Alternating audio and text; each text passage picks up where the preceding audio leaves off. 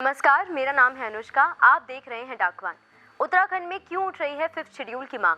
आखिर क्या है फिफ्थ शेड्यूल और पहाड़ के जिलों में फिफ्थ शेड्यूल लागू होने से क्या परिवर्तन होंगे, आज विस्तार से बताएंगे। तो अंत तक बने रहें हमारे साथ और चैनल को सब्सक्राइब जरूर करें। उत्तराखंड में पहाड़ी क्षेत्रों में फिफ्थ शेड्यूल लागू करने की मांग तेजी से उठ रही है, जो राज्य के जल, जंगल, जमीन व संस्कृति एवं राजनीतिक प्रतिनिधित्व को बचाने से जुड़ी है। 2026 में उत्तराखंड में परिसीमन होना है। ऐसे में पहाड़ी क्षेत्रों में रहने वाले आम जन की चिंताएं बढ़ती जा रही हैं। उत्तराखंड राज्य गठन के दौरान पहाड़ के 9 जिलों में कुल 40 विधानसभा की सीटें थी और मैदानी जिलों में 30 सीटें थीं, जिसके बाद 2002 में परिसीमन हुआ। परिसीमन जनसंख्या के आधार पर किया गया, जिस कारण पहाड़ से 6 सीटें घटकर मैदान में 6 सीटें बढ़ गईं, जिसके बाद मैदान की सीटें 36 हो गई। आगामी वर्षों में परिसीमन के बाद पहाड़ के इन जिलों में और भी सीटें कम हो जाएंगी, जिससे पहाड़ का राजनीतिक प्रतिनिधित्व और कमजोर हो जाएगा। पहाड़ की प्रति व्यक्ति आय शहरों के मुकाबले बेहद कम है। आम जन से अब जंगलों के अधिकार छीने जा रहे हैं, जिसके कई उदाहरण हैं, जैसे जोशीमठ क्षेत्र में जंगलों से महिलाओं को घास काटने से रोकना हो, या पौड़ी में मंजली गांव में 7 पीढ़ियों से लोग रहते आए हैं। वहां अब वन विभाग नोटिस भेजकर पूरे गांव को खाली कराने को कह रहा है। पहाड़ में बढ़ता खनन, जंगली जानवरों का आतंक, पलायन का दर्द, दम तोड़ती स्वास्थ्य सुविधाएं पहाड़ों को खोखला करते जा रही है। ऐसे में इन पहाड़ी क्षेत्रों को बचाने के लिए फिफ्थ शेड्यूल की मांग तेजी से उठ रही है। फिफ्थ शेड्यूल भारतीय संविधान की 5वीं अनुसूची अनुसूचित क्षेत्रों और अनुसूचित जनजातियों के प्रशासनिक और नियंत्रण के लिए प्रावधान प्रदान करती है। 5वीं अनुसूचित के तहत राज्य के राज्यपाल को अनुसूचित क्षेत्रों में भूमि हस्तांतरण, वनों के प्रबंधन और सामाजिक प्रथाओं जैसे मामलों को विनियमित करने की विशेष जिम्मेदारी है। पहाड़ के जिलों में फिफ्थ शेड्यूल लागू होने से पहाड़ों की तकदीर व तस्वीर दोनों बदल सकती है। पहाड़ के अधिकांश लोग भूमिहीन हैं या भूमिहीन होने की कगार पर हैं। फिफ्थ शेड्यूल आने से भूमि हस्तांतरण पर वीटो पावर मिल जाएगी। खनन लाइसेंस बिना स्थानीय सहमति के नहीं दिया जाएगा। खनन से करोड़ों की रकम केंद्र सरकार को चली जाती है। इस शेड्यूल से इस रकम से स्थानीय विकास होगा, पलायन रुकेगा और सबसे महत्वपूर्ण परिसीमन क्षेत्र के आधार पर होगा, जिससे पहाड़ का राजनीतिक प्रतिनिधित्व बढ़ेगा और 6 खोई हुई सीटें वापस मिलेगी, क्योंकि परिसीमन फिर भौगोलिक आधार पर होगा, न कि जनसंख्या के आधार पर।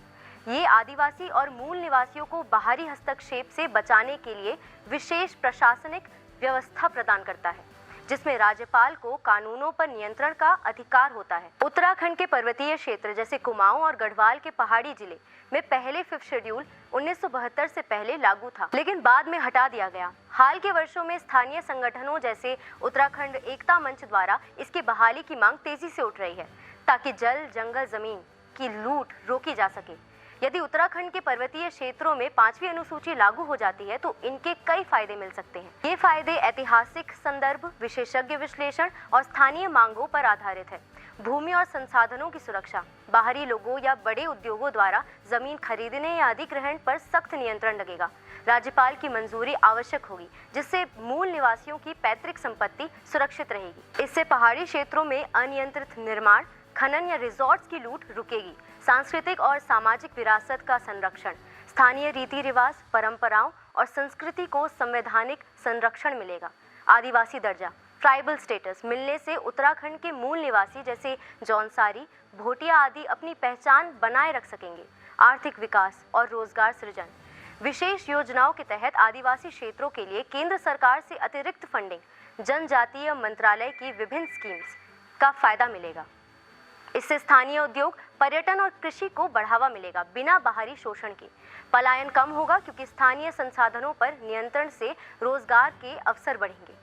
शिक्षा और स्वास्थ्य में सुधार, अनुसूचित क्षेत्रों के लिए आरक्षित कोटा और विशेष कार्यक्रम जैसे एकलव्य मॉडल स्कूल्स लागू होंगे। इससे पहाड़ी इलाकों में शिक्षा और स्वास्थ्य सेवाओं का स्तर ऊंचा होगा, जो वर्तमान में पलायन का प्रमुख कारण है।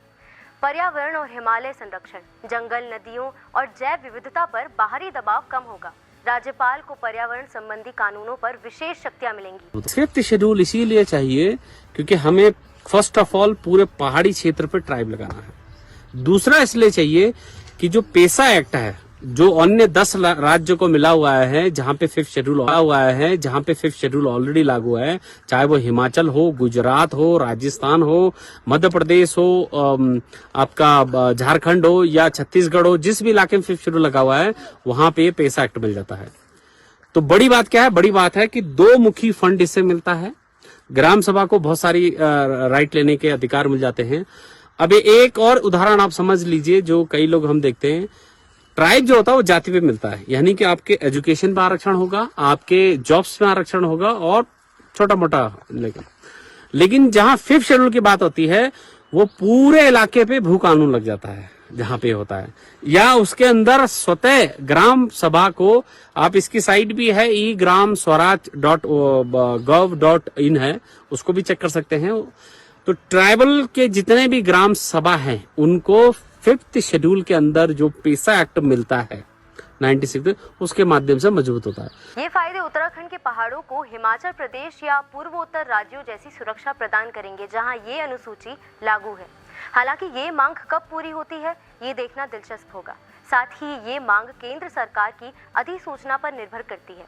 आगे इस मांग से जुड़ी जो भी जानकारी उपलब्ध होगी हम आपसे साझा करेंगे। फिफ्थ शेड्यूल के बारे में आप क्या सोचते हैं, हमें कमेंट बॉक्स पर जरूर बताएं। शुक्रिया।